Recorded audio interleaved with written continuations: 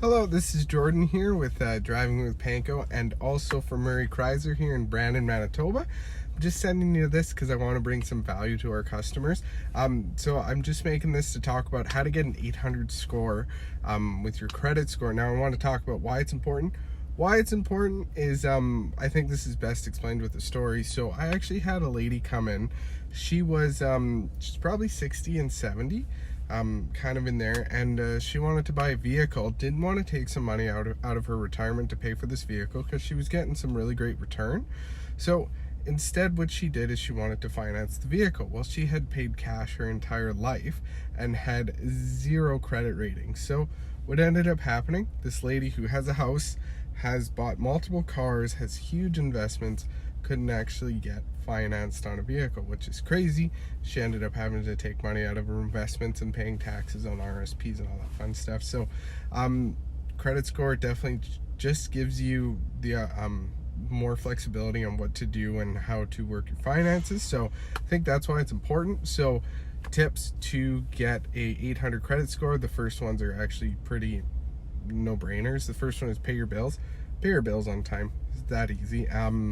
It's not that easy, but you actually have to use it as well. Use your credit. You don't want to use it too much. You don't want to put yourself in a position where you can't recover, but you definitely want to use it.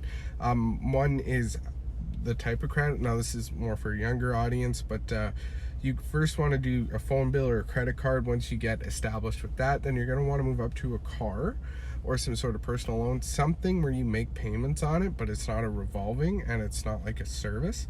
And then you want to go after a house with that. One thing you want is you want payments where you have a set loan amount and then you pay it off over time. Then another one is revolving credit. Revolving credit is like a credit card or a line of credit that you can actually pay off, use some, pay off, use some, pay off, use some. So in that, with your revolving credit, so that'd be your credit cards and your line of credit, you're going to want to keep your, it's called utilization, basically is how much is on either the credit card or the line of credit at the time of reporting. So you're going to want to keep that under 80%. If it's over 80%, so say you have a $10,000 line of credit, if you have $8,000 on it, it's not going to help your score. Now, when you go to actually apply for something, the bank will look at that and be like, oh, his utilization's bad or their utilization's bad. So that's one tip. Another one is if you do end up missing a payment, say on a car loan, and then you make your next payment, that original missed payment is actually going to carry over. So it's going to be 30 days, 60 days, 90 days. So if you miss a payment, your next payment, make two payments because it's not going to clear. Now you do have 30 days to make that payment before it's reported to the bureau, but make sure if you do miss a payment, make two extra payments, or just your regular payment then an extra payment, because that's just going to keep going. And then also keep your keep your inquiries low. What that means is don't go applying for a vehicle and then applying for a house and then applying for a trailer and then applying for this, applying for that. Make sure when you go get stuff, you're very intentional, because that can also affect your credit score.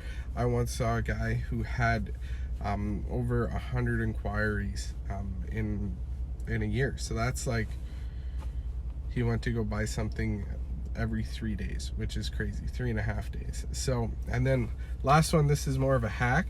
If you have a credit card, use your credit card like a debit card, then pay it off immediately, because what that is you're revolving more money through your credit, which shows the bank that you can handle it and it's good. And then plus, depending on your credit provider, you might get points with that.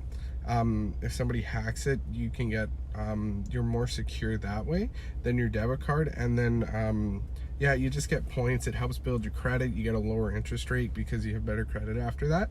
But yeah, it's just the thing that people run into is they max out their credit card and then they can't pay it back. Make sure the money you put on your credit card, you can pay back immediately. Like, go right into your bank app, send that money immediately. So I hope this helps everybody.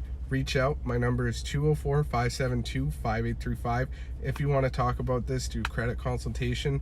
A good credit score means you get the house you want, means you get the car you need without a 20% interest rate.